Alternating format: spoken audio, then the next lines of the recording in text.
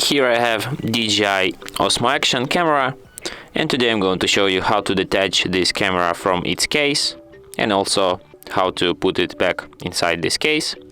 So to detach it from its case, you just have to pull here like this, then detach it here, and now you can eject your camera just like this.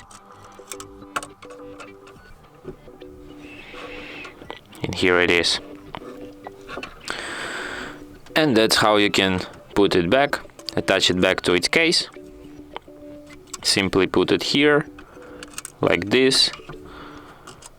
Then this part here, and then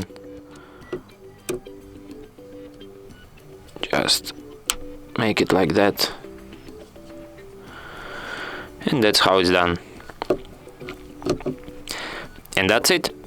Thanks for watching. If you find this tutorial useful, don't forget to hit that like button and subscribe to our channel.